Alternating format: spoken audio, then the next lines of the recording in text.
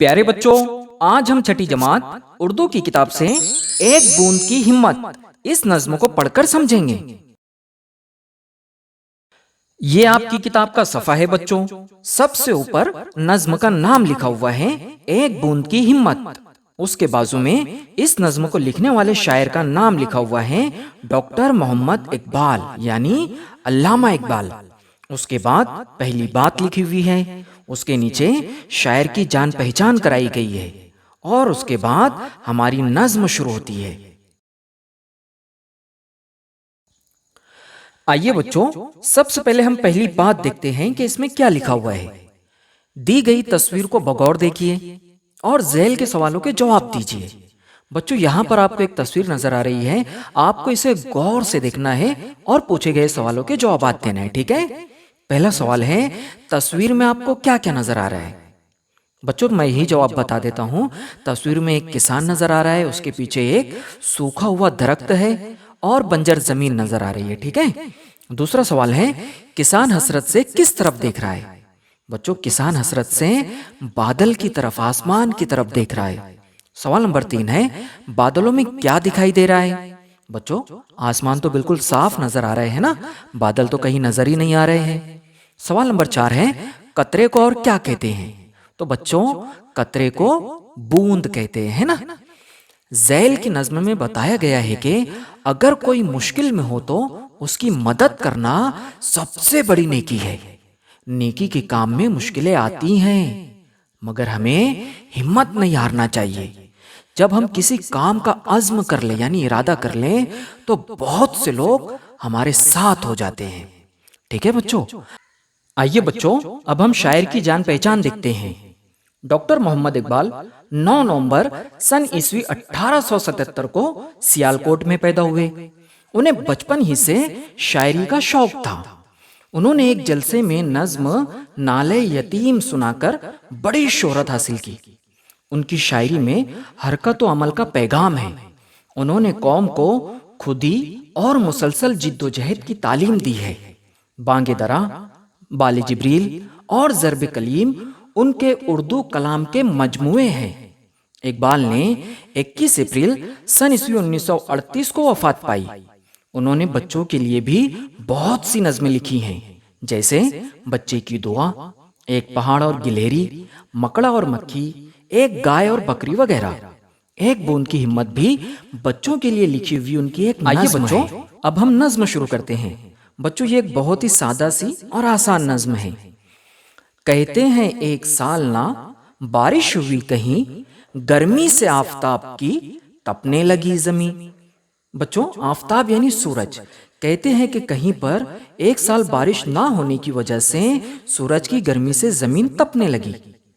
था आसमान पर न कहीं अब्र का निशान, पानी मिला न जब तो हुई खुश्क खेतियां। बच्चों, आसमान पर बादल का कहीं नामो निशान नहीं था और पानी ना मिलने की वजह से खेतियां सूख चुकी थी। मुंह तक रही थी खुश्क जमीन आसमान का, उम्मीद साथ छोड़ चुकी थी किसान का।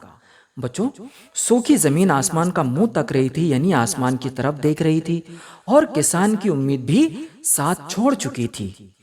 बारिश की कुछ उम्मीद न थी उस गरीब को, ये हाल था कि जैसे कोई सोगवार हो। बच्चों, किसान को यानी उस गरीब को बारिश की कोई उम्मीद नहीं थी और उसका हाल ऐसा हो गया था जैसे वो बहुत दुखी हो। हर बार आसमां की तरफ देखता था वो, बारिश के इंतजार में घबरा रहा था वो। किसान जो है वो बार बार आसमान की तरफ देखता था और बारिश के इंतजार में घबराता था कि बारिश अगर ना होगी तो उसकी फसल कैसे उगेगी। नागाह एक अब्र का टुकड़ा नजर पड़ा, लाती थी अपने साथ उड़ाकर जिसे हवा। बच्चों, नागाह यानी अचानक। अचानक एक अब्र का टुकड़ा नजर आया जिसे हवा अपने साथ उड़ाकर ला रही थी। पानी की एक बूंद ने ताका इधर उधर, बोली वो उस किसान की हालत को देखकर। बच्चों, पानी की एक बूंद ने इधर उधर ताका यानी इधर उधर देखा और किसान की हालत को देखकर क्या कहा, वीरान हो गई है जो खेती गरीब की, है आसमान पर नजर इस बदनसीब की, मेरी ये आरज़ू है कि इसका भला करूं, यानी बरस के खेत को इसके हरा करूं। बूंदों ने जब सुनी ये सहेली की गुफ्तगू, हंसकर दिया जवाब के अल्लाह रे आरज़ू, तू एक जरा सी बूंद है, इतना बड़ा ये खेत, तेरे जरा से नम से न होगा हरा ये खेत।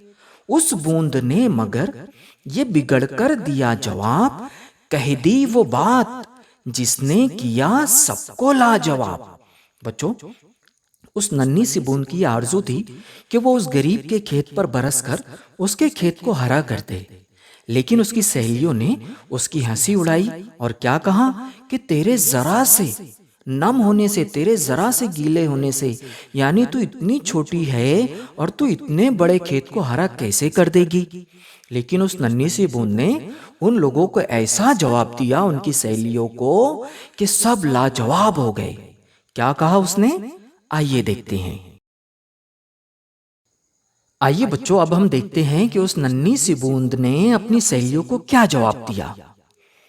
नेकी की राह में कभी हिम्मत न हारिए, मकदूर हो तो उम्र इसी में गुजारिए। बच्चों, उस नन्ही सी बूंद ने कहा कि नेकी के रास्ते में कभी हिम्मत नहीं हारना चाहिए, और अगर मकदूर हो यानी अगर हमारे अंदर ताकत हो तो इसी रास्ते पर चलना चाहिए। आगे नन्ही बूंद कहती है, कुर्बान अपनी जान करूंगी किसान पर, क्या लूंगी मैं ठहर के यहाँ आसमान पर।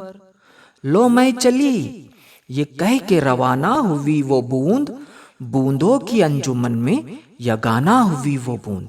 इतना कहकर वो बूंद अपनी सहेलियों से जुदा हो गई, अलग हो गई। देखा सहेलियों ने तो हैरान हो गईं, हिम्मत के इस कमाल पे की सबने आफरी। वो तमाम सहेलियां जो थी उसकी, वो हैरान हो गई नन्ही सी बूंद की हिम्मत देखकर, और सभी ने उसकी कमाल की, उसकी हिम्मत की तारीफ की। बोली कि चाहिए न सहेली को छोड़ना, अच्छा नहीं है मुंह को रिफाकत से मोड़ना। तमाम सहेलियों ने कहा कि अपनी सहेली को अकेले नहीं छोड़ना चाहिए और दोस्ती से कभी मुंह नहीं मोड़ना चाहिए। ये कह के एक साथ वो बूंदे रवा हुई, छींटा सा बन के खेत के ऊपर बरस गई।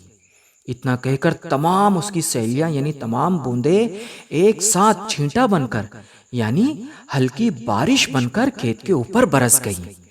उजड़ा हुआ जो खेत था आखिर हरा हुआ, ये सिर्फ एक बूंद की हिम्मत का काम था।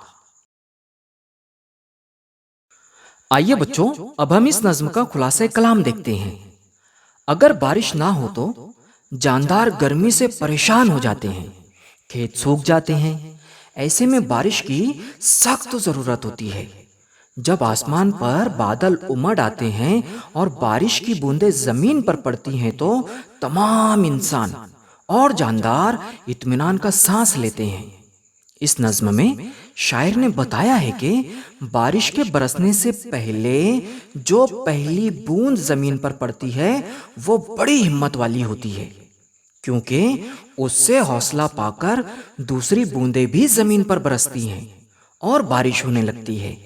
इससे साबित होता है कि किसी काम को शुरू करने और मंजिल को पाने के लिए हिम्मत की जरूरत होती है। ये थी बच्चों छठी जमात उर्दू की किताब की नज्म एक बूंद की हिम्मत। इंशाअल्लाह हम जल्द मिलते हैं एक नए सबक के साथ। तब तक के लिए खुदा हाफिज।